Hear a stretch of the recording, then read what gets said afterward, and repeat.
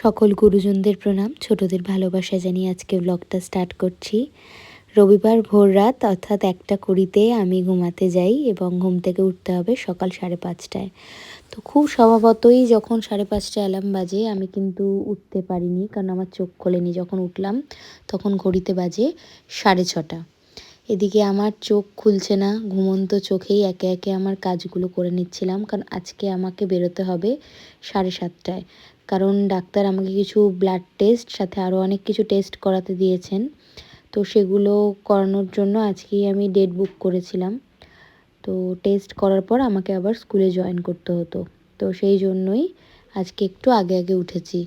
তো প্রায় ঘুমে ঢুলুঢুলু চোখেই একে একে রান্নার সমস্ত সামগ্রী আমি জোগাড় করে নিচ্ছিলাম। সত্যি কথা বলতে কয়েকদিন একটানা না ঘুমিয়ে আমার শরীর সত্যি আস্তে আস্তে খারাপ হচ্ছে। এবং আমার সবথেকে যেটা ভালো লাগে, আপনারা যারা আমার ভিডিও দেখেন তারা যখন আমাকে যারা আমাকে পার্সোনালি চেনেন তারা যখন আমাকে ফোন করে বলে যে তোর চোখের তলায় এত কালি কেন পড়ছে, তোর কি শরীর ঠিক আছে?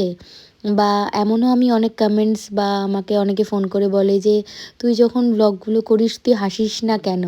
তা আমি তাদের একটাই উত্তর দিয়েছিলাম যে আমি যখন শুটিংটা করি আমি সবসময় একা একাই করি, তো একা একা আমি কি হাসবো? তো যখন আমার আশেপাশে কেউ থাকবে তখন নিশ্চয়ই আমি কথা বলতে বলতে হেসে হেসে রান্নাবান্না সমস্ত কিছুই করব। সত্যি এটা একটা বড় পাওনা যে আমার এই ছোট খুঁটিনাটি বিষয়গুলো আপনারা এত মনোযোগ দিয়ে দেখেন এবং আমাকে সেগুলো জানান। এই তো গেল চেনা মানুষের কথা। আর যারা আমাকে প্রতিনিয়ত ফেসবুকে ভিডিওর মাধ্যমে দেখছেন তারা কিন্তু তাদের সমস্ত মতামত জানাতে পারেন কমেন্টসের মাধ্যমে। আপনারা কমেন্টস করলে সত্যিই আমার সেগুলো পড়তে এবং তার উত্তর দিতেও কিন্তু খুবই ভালো লাগবে। তো সমস্ত কাজ সেরে যখন ঘরে ওই জলগুলো খেতে আসবো তখন ঘড়িতে বাজে 7:05। তো আমি জল গরম বসিয়ে দিয়ে গিয়েছিলাম, কিন্তু সেটা আর ঠিকঠাক মতো রেডি করা হয়নি, কারণ রান্নার তাড়াটাও ছিল। তো একে একে প্রত্যেকটা জিনিসই আমি রেডি করে নেব। তো রেডি করতে করতে মনে পড়লো যতক্ষণ জলটা একটু ঠান্ডা হবে ততক্ষণ যাই স্কুলের ব্যাগ ট্যাগগুলো গুছিয়ে নিই। তো সেই মতোই জল খেতে খেতে আমি একে একে ব্যাগের সমস্ত বই খাতাগুলো ভরে নিচ্ছিলাম, কারণ রোজ রাতে ভাবি গোছাবো কিন্তু গোছানো আর হয় না, কারণ কাজ সেরেই মনে হয় কখন ঘুমোবো এবং সত্যি কথা বলতে চোখটা বন্ধ হয়ে যায়। আর যেহেতু বললাম টেস্ট করার আছে, তো ওই জন্য প্রেসক্রিপশনটা চেক করে নিচ্ছিলাম। আজকে টেস্ট করানোর সময় আমার সাথে মা বা দেবাশিস কেউই যেতে পারেনি, দুজনেই ব্যস্ত ছিল। তো আজকে আমাকে পুরোটাই একা সামলাতে হয়েছে। তারপর রেডি হয়ে বেরিয়ে যাওয়ার পালা।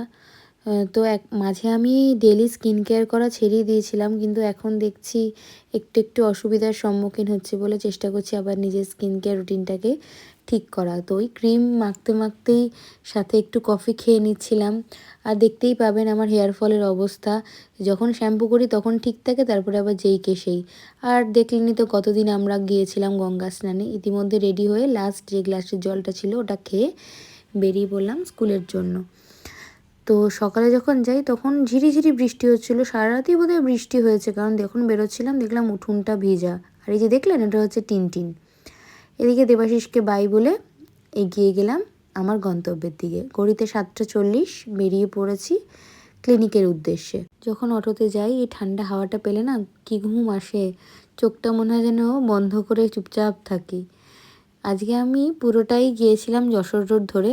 আমি তো সাধারণত কৃষ্ণনগর রোড ধরে যাই। 7:57 তখন কাজীপাড়া রেলগেটে আমি বললাম আটকে, এবং আপ এবং ডাউন দুটো ট্রেনই কিন্তু পাস করেছিল।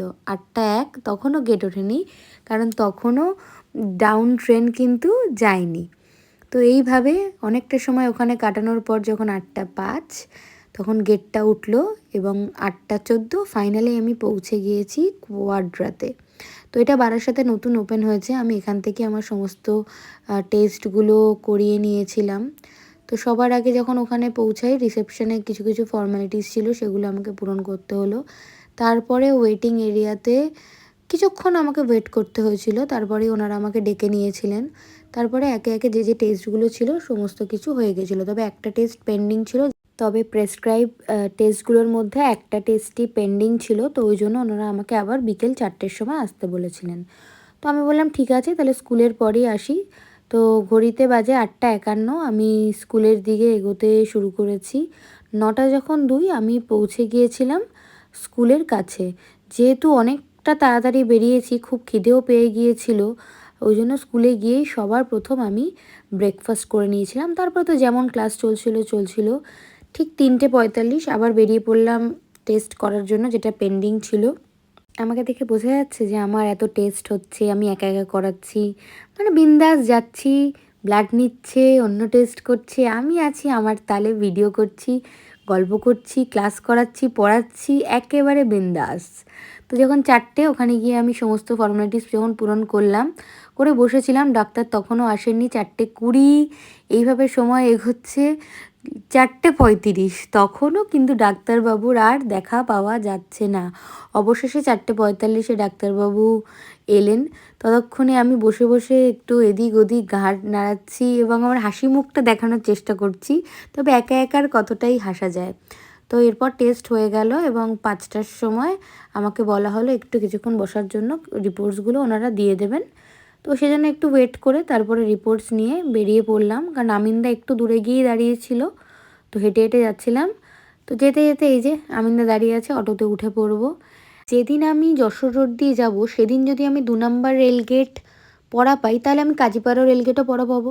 আবার যদি কাজীপাড়া রেলগেট পড়া পাই, আমি কিন্তু 2 নম্বর গেটটাও পড়া পাবো। এটা আমার সাথে হবেই। তো ডাউন ট্রেন চলে যাওয়ার পর আমি পৌঁছে গেলাম বাড়িতে। বাড়িতে ঢুকেই দেখছি দেবাশিসবাবু বেরোচ্ছেন নিজের কাজে, এবং ও যখন, আমি আসি ও যখন বেরিয়ে যায় কাজে, আমার মোটেই ভালো লাগে না। আসলে সারাদিন পর আমার যত কথা থাকে, আমার মনে হয় ওকে সব না বললে ঠিক আমার ভালো লাগে না। এবার কি করব, ওকে তো বেরোতেই হতো কাজে। ও বেরিয়ে গেল, আমিও চলে এলাম ঘরে। এবার ঘরে আসার পর ফ্রেশ হয়ে ইভিনিংয়ের আমার যে প্রোটিন পাউডার সেটা খেয়ে আবারও বসে পড়বো স্কুলের কাজে। সাথে আজকে অনলাইন ক্লাসও আছে, তো সেই অনলাইন ক্লাস করাবো। তো আজকের ব্লগটা কেমন লাগলো, সারাদিন কেমন কাটালেন আমার সাথে, জানাতে কিন্তু মোটেই ভুলবেন না।